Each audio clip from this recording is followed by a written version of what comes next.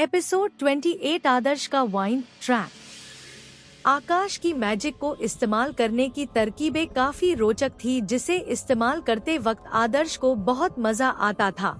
आदर्श अपने wind track की मदद से उछल कूद करता और आकाश के फायर बर्स्ट के हमले से बचने को कोशिश करता। अब तो आकाश और आदर्श की जुगलबंदी इतनी कमाल की हो गई कि अब दोनों एक दूसरे के मैजिक न्यूज का इस्तेमाल कर कॉम्बिनेशन अटैक का भी इस्तेमाल करने लगे थे। आकाश आदर्श के विंड ट्रैक का इस्तेमाल हमले की दिशा बदलने, हमले के पावर को विंड ट्रैक की मदद से बूस्ट करने जैसी अनोखी युक्तियों में इस्तेमाल करने लगा। आदर्श भी आकाश की हर बात मानता और नई नई तरकीबों को इस्तेमाल करने में जोरों शोरों से हिस्सा लेता।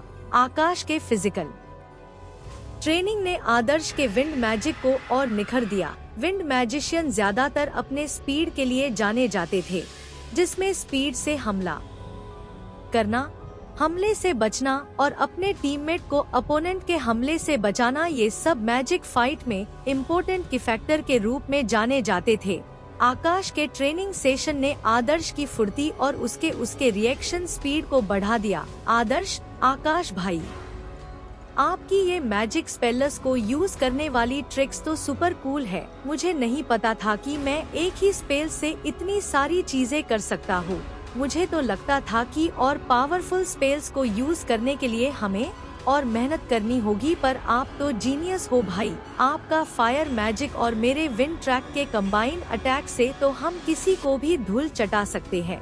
आकाश, अरे रोबिन, तू इतना क्यों उछल रहा है? अगर तेरे हमले अपोनेंट को लगे ही ना, फिर तेरा अपोनेंट तुझसे जल्दी अपना मैजिक एक्टिवेट करके तुझ पे हमला कर दे तो तू क्या करेगा? आकाश की बात सुनकर आदर्श सर खुजाने लगा।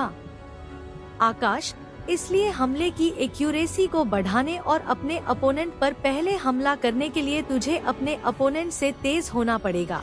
आदर्श ने भूली सूरत बनाते हुए कहा, ये तो मैंने सोचा ही नहीं। पर आकाश भाई, मैजिक एक्टिवेशन के टाइम को कैसे कम किया जा सकता है? आकाश, ये तो मुझे भी समझ नहीं आ रहा। एक काम करते हैं, हम लोग मूविंग टारगेट पर हमले की प्रैक्टिस अभी करते हैं और कल कॉलेज खुलने के टाइम में अंबिका से इस बारे में पूछेंगे। उनके पास जरूर इस समस्या का जवाब होगा। पर आदर्श भी चुपचाप आकाश की बात मान गया और अपना ट्रेनिंग पूरा करने के बाद दोनों घर चले गए। अगला दिन तेज हवाएं चल रही थी। वातावरण की मनमोहकता और चिड़ियों की चहचहाहट वसंत के आगमन का संकेत दे रही थी। कड़कती ठंड के बाद वसंत का आगमन ने स्टूडेंट्स के मैजिक कल्टीवेशन को और मनोरंजक बना दिया, पर शायद भगवान को कुछ और ही मंजूर था। आसमान को घेरे ये काले बादल इस मनोरंजक वातावरण में खलल का काम कर रहे थे, जो ये चेतावनी दे रहे थे कि ये खुशी के पल ज्यादा देर नहीं रहने वाले। आने वाली मूसलाधार वर्षा इन खिले हुए फूलों और लहराती पत्तियों को अपने आने के साथ बर्बाद कर देंगे। इसी तरह का माहौल बीजापुर मैजिक कॉलेज में भी है। आने वाली वार्षिक परीक्षा स्टूडेंट्स को जोश से भर देती। हर कोई रैंकर क्लास में सेलेक्ट होने के लिए जी जान से मेहनत कर रहा था, पर दूसरी तरफ कुछ स्टूडेंट्स को इस बात का डर सता रहा था कि कहीं उन्हें कॉलेज से निकाल ना दिया जाए। आकाश और आदर्श एक साथ कॉलेज के लिए निकल गए थे। क्लास में आते ही टोनी की बातों ने इन दोनों का ध्यान अपनी तरफ खींच लिया, जो बंदरों की तरह इधर उधर उछल कूद कर रहा था। टोनी, यह डॉट, अब मैं भी रैंकर क्लास में सेलेक्ट हो जाऊंगा। मुझे अपने 9 स्टार्स कंट्रोल करना आ गया। अब मैं भी अपने अर्थ मैजिक को यूज कर सकता हूँ। टोनी की बातों को सुन आकाश और आदर्श को ये तो समझ आ गया कि टोनी यूं बंदरों की तरह उछल कूद क्यों कर रहा था, पर दोनों को ये चिंता जरूर सता रही थी कि आज का दिन बेकार जाने वाला है। आदर्श, इस टोनी के बच्चे ने भी अपना मैजिक एक्टिवेट कर लिया? और किया तो किया, इसमें इतना उछलने वाली क्या बात है? हम दोनों ने तो कब का अपना मैजिक एक्टिवेट कर लिया, पर हम लोगों ने तो इसकी तरह ढिंढोरा नहीं पिटा। क्लास में अंबिका मैम को छोड़कर और किसी को पता तक नहीं कि हम दोनों ने अपना मैजिक एक्टिवेट कर लिया है। आकाश भाई, आप लोगों को दिखाते क्यों नहीं कि आप कितने कूल हो? आपके तरह मैजिक को इस्तेमाल करना तो ये सब सपने में भी नहीं सोच सकते। आकाश, छोड़ना यार रोबिन। क्यों उसकी बात को इतना सीरियसली ये रहा है?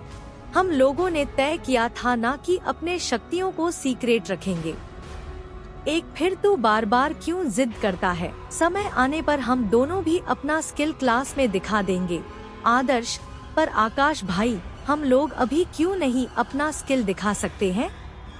अब एनुअल एग्जाम में भी तो केवल कुछ ही दिन बचे हैं। आकाश, ठीक है रोबिन, तुझे इतना ही मन कर रहा तो तू अपनी मैजिक स्पेल परफॉर्म करके सबको चौंकाना चाहता है तो तू कर, पर मैं अभी कुछ दिनों तक इंतजार करूंगा। मैं नहीं चाहता कि मैं किसी की नजरों में आऊं और उसकी वजह से मेरे परिवार वालों को और परेशानी का सामना करना पड़े। आदर्श, ठीक है आकाश भाई, आप जो कहोगे मैं वैसा ही करूँगा। पर इस टोनी के बच्चे ने हमें परेशान करने की कोशिश की तो मैं इसे अच्छा सबक सिखाऊंगा। आकाश, ठीक है बाबा। अब चल क्लास में अपनी सीट पर बैठते हैं। भूलना मत, हमें मिस अंबिका के पास भी जाना है अपनी प्रॉब्लम के बारे में बात करने के लिए। चल जल्दी। अगर इस बंदर टोनी की नजर हम पर पड़ी तो ये डायलॉग मार मार पर दिमाग पका देगा। आकाश और आदर्श चुपचाप अपनी जगह पर ही जा रहे थे कि तभी टोनी की नजर आकाश और आदर्श पर पड़ी और उसके मन में इस दोनों को परेशान करने और अपनी पिटाई का बदला लेने की तलब जाग गई। टोनी मन ही मन, इन दोनों कमीनों को मिलकर मेरी पिटाई करने में मजा आता है ना। अब देखो तुम दोनों को कैसे मजा चखाता हूँ अपने अर्थ मैजिक से। टोनी, देखो कौन आया है आज क्लास में। दो हंसों का जोड़ा, भाई कमाल की जोड़ी है। इन दोनों की साथ साथ रहते हैं, साथ साथ घूमते हैं और एक दिन साथ साथ ही इन दोनों को कॉलेज से भी निकाल दिया जाएगा। टोनी की बात सुनकर आसपास के बच्चे जोर जोर से हंसने लगे। क्या बात कही है टोनी भाई, दो हंसों का जोड़ा, हा हा हा, एक दूसरे स्टूडेंट ने कहा। टोनी, क्यों आकाश, सच कहा ना मैंने, जरा हम लोगों को भी तो बताओ कि कितने स्टार कंट्रोल कर लिए हैं तुमने। कम से कम 5 तो कर ही लिए होंगे तुमने। टोनी की बात सुनकर जोर जोर सब हंसने लगे। अरविंद भी टोनी की बातें सुन मंद मंद मुस्कुराने लगा। आरती ने तो अब आकाश पर ध्यान देना ही बंद कर दिया था। आरती मन ही मन, इस आकाश का फायर एलिमेंट कितना ही ताकतवर क्यों ना हो, अगर इसने एनुअल एग्जाम में अच्छा परफॉर्म नहीं किया तो ये हम सब से बहुत पीछे छूट जाएगा। टोनी, क्यों भाई आकाश, अब जुबान नहीं चल रही तुम? हारी, टीचर के सामने तो बहुत बोलते हो तुम, क्या बात है, कहीं तुम्हारे स्टार 5 से भी तो कम नहीं? टोनी, खैर छोड़ो, तुम्हें एक राज की बात बताता हूँ। मैंने अपना अर्थ मैजिक एक्टिवेट कर लिया है, इसलिए थोड़ा संभल के घर जाना, कहीं ऐसा ना हो तुम्हारे नीचे की जमीन ही सरक जाए। टोनी की मुस्कुराहट और उसकी ये धमकी आकाश को गुस्सा तो बहुत आ रहा था। आकाश, अगर मुझे अपनी शक्तियाँ को छुपाने की जरूरत नहीं होती तो मैं अभी इस बंदर की पूंछ में आग लगा देता। आकाश ने तो किसी तरह अपने गुस्से पर कंट्रोल कर लिया, पर आदर्श से रहा नहीं गया। टोनी को शायद इस बात का अंदाजा नहीं था कि उसकी ये धमकी आज उसे भारी पड़ने वाली है। आज तक तो सिर्फ आकाश ही टोनी की पिटाई करता था, पर आज आदर्श के हाथों भी उसकी पिटाई होने वाली है। आदर्श, टोनी के बच्चे, यूं बंदरों की तरह क्यों उछल रहा है? तुझे आकाश भाई के स्टार्स की चिंता करने की जरूरत नहीं, क्योंकि तेरे लिए तो मैं ही काफी हूँ। टोनी इसी बात का इंतजार कर रहा था कि कब वो इन दोनों में से कोई उसकी बातों का जवाब दे और उसे अपनी अर्थ मैजिक दिखने का मौका मिले। टोनी एक कुटिल मुस्कान के साथ बोला, अच्छा ऐसी बात है, जहाँ तक मुझे पता है तुम्हें विंड एलिमेंट अवेकेन किया था ना आदर्श? चलो अच्छा है, आज का मौसम भी बहुत सुहावना है, चलो बाहर चलते हैं।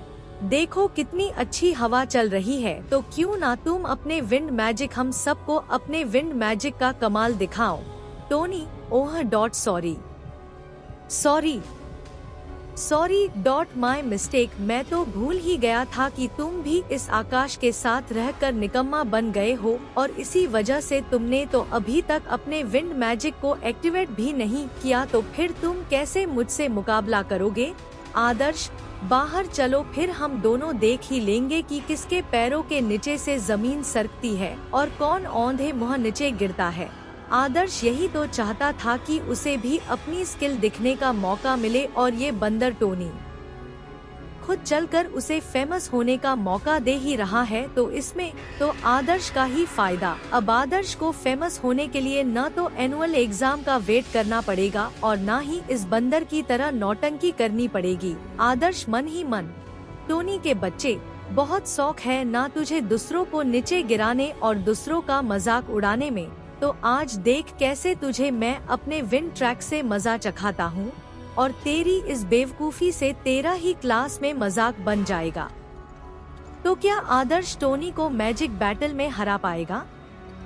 क्या होगा क्लास का रिएक्शन जब आकाश अपने अनोखे स्किल्स को क्लास के सामने प्रस्तुत करेगा? जानने के लिए सुनते रहिए demon king of magical world केवल Darwin Sahu Aryan RJ D के चैनल पर।